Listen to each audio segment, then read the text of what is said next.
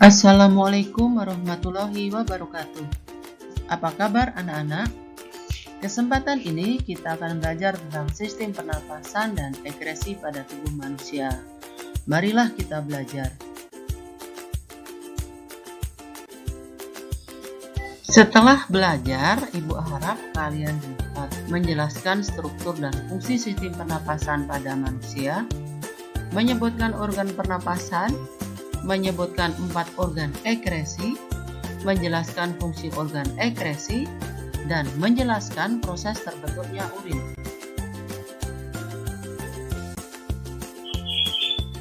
Sistem pernapasan pada manusia. Yang pertama, struktur dan fungsi sistem pernapasan pada manusia. Respirasi adalah proses pertukaran gas yang terjadi di dalam tubuh makhluk hidup. Ada 3 proses dalam respirasi. Yang pertama adalah bernapas atau fertilisasi paru-paru. Merupakan proses menghirup udara atau inhalasi dan menghembuskan udara atau ekshalasi. Respirasi eksternal. Respirasi eksternal merupakan pertukaran gas-gas antara alveolus paru-paru dengan darah di dalam pembuluh kapiler paru-paru. Pada proses tersebut, darah dalam pembuluh kapiler akan mengikat oksigen dari alveolus dan melepaskan karbon dioksida menuju alveolus. Kemudian, tahap yang ketiga adalah respirasi internal. Merupakan pertukaran gas-gas antara darah di dalam pembuluh kapiler, jaringan tubuh dengan sel-sel atau jaringan tubuh. Pada proses tersebut, darah melepaskan oksigen dan mengikat karbon dioksida.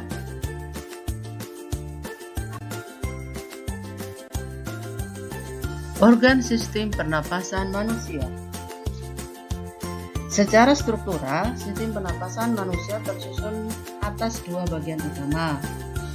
Yang pertama, sistem pernapasan bagian atas, meliputi hidung dan faring.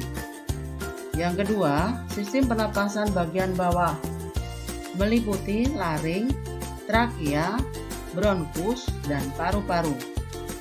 Secara fungsional, sistem pernapasan tersusun atas 2 bagian utama. Yang pertama adalah zona penghubung yang tersusun atas serangkaian rongga dan saluran yang saling terhubung baik di luar maupun di dalam paru-paru.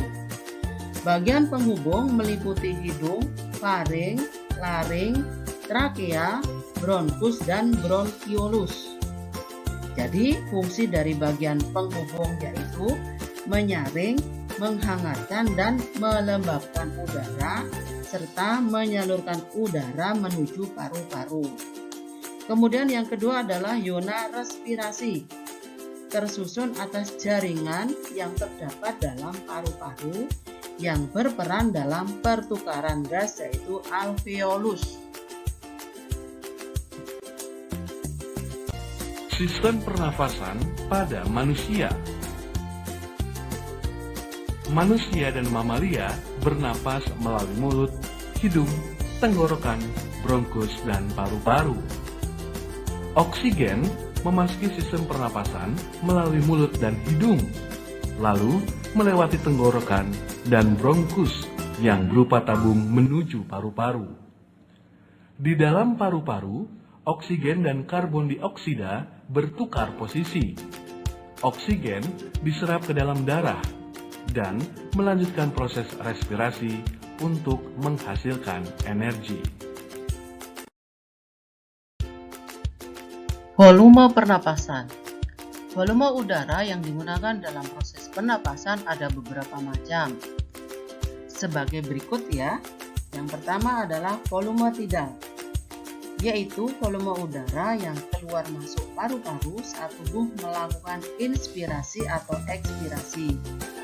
Biasanya dilakukan pada saat kita bernapas secara normal.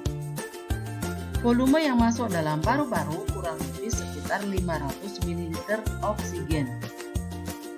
Yang kedua adalah volume cadangan ekspirasi, merupakan volume udara yang masih dapat dikeluarkan secara maksimal dari paru-paru setelah melakukan ekspirasi biasa.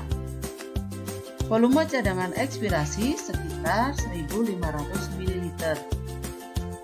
Yang ketiga adalah volume cadangan inspirasi, yaitu volume udara yang masih dapat dimasukkan ke dalam paru-paru setelah melakukan inspirasi. Volume cadangan inspirasi sekitar 1.500 ml. Yang keempat adalah volume residu, yaitu volume udara yang masih tersisa di dalam paru-paru meskipun telah melakukan ekspirasi secara maksimal. Volumenya sekitar 1.000 ml. Selanjutnya adalah kapasitas vital paru-paru, yaitu total dari volume tidal ditambah volume cadangan ekspirasi ditambah volume cadangan inspirasi. Kapasitas paru-paru sekitar 3.500 ml. Kemudian yang terakhir adalah kapasitas total paru-paru, yaitu volume udara yang terdapat atau yang dapat ditampung secara maksimal di dalam paru-paru. Volume kapasitas total paru-paru yaitu volume kapasitas vital paru-paru ditambah volume residu. Volumenya sekitar 4.500 ml. Setelah kita belajar tentang sistem pernapasan, kita akan belajar tentang sistem ekresi pada manusia. Jadi, ekresi adalah proses pengeluaran zat sisa metabolisme yang tidak diperlukan oleh tubuh. Ekresi diperlukan tubuh agar zat sisa tersebut tidak meracuni tubuh karena dapat merusak berbagai organ yang terdapat dalam tubuh yang dapat menimbulkan kematian. Zat sisa pada tubuh manusia akan dikeluarkan melalui ginjal, melalui kulit, melalui paru-paru, dan melalui hati. Organ ekresi yang pertama adalah ginjal.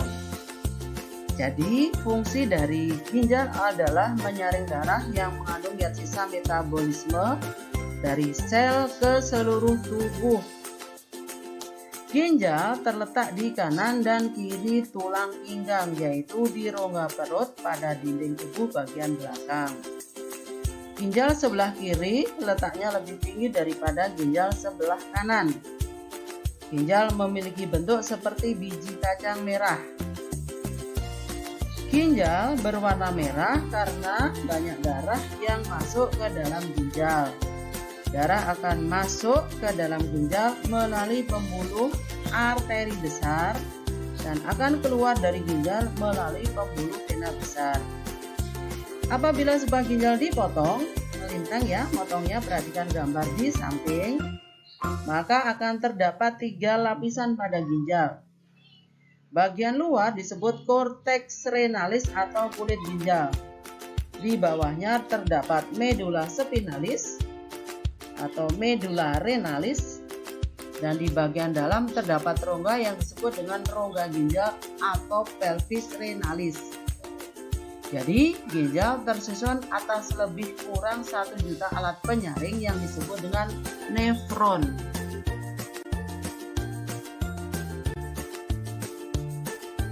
Proses pembentukan urin terjadi dalam 3 tahap, yaitu filtrasi, reabsorpsi, dan sekresi.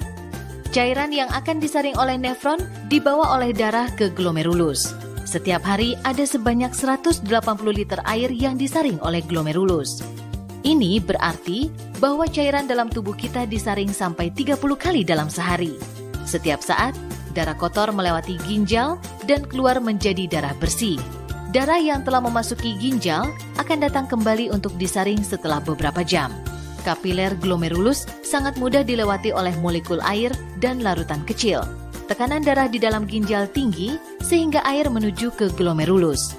Komposisi hasil filtrasi yang masuk ke glomerulus adalah air, NaCl, ion bikarbonat, ion hidrogen, urea, glukosa, asam amino, dan sisa obat-obatan. Panah berwarna biru adalah aliran reabsorpsi, sedangkan yang berwarna hijau adalah sekresi. Pada tubulus proksimal, terjadi reabsorpsi glukosa, asam amino, NaCl, air, ion bikarbonat, dan sekresi ion hidrogen dan sisa obat-obatan.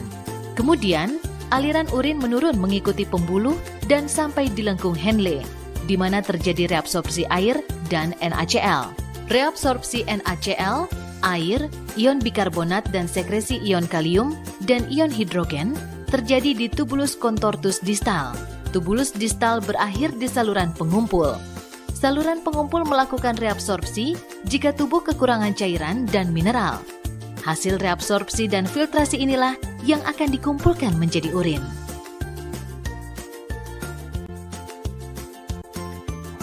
Organ ekresi yang kedua adalah kulit. Sebagai organ ekresi, kulit berperan dalam pembentukan dan pengeluaran keringat. Selain fungsi tersebut, kulit juga berfungsi untuk melindungi jaringan di bawahnya dari kerusakan-kerusakan fisik karena gesekan, penyinaran, berbagai jenis kuman, dan zat kimia berbahaya lainnya. Selain itu, kulit juga berfungsi untuk mengurangi kelebihan air dalam tubuh, mengatur suhu tubuh, dan menerima rangsangan dari luar. Jadi, kulit manusia itu dibagi menjadi dua lapisan. Yang pertama adalah lapisan epidermis atau kulit ari. Yang kedua adalah lapisan dermis atau kulit jangat.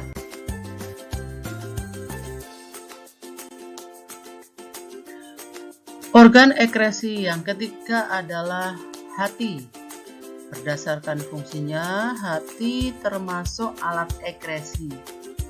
Hal ini dikarenakan hati membantu fungsi ginjal dengan cara memecah beberapa senyawa yang bersifat racun dan menghasilkan amonia, urea, dan asam urat dengan memanfaatkan nitrogen dari asam amino. Fungsi hati selain menghasilkan getah empedu, yaitu menetralisir racun atau detoksifikasi. Kemudian fungsi hati yang berikutnya adalah merombak sel-sel darah merah yang sudah tua. Organ ekresi yang keempat adalah paru-paru.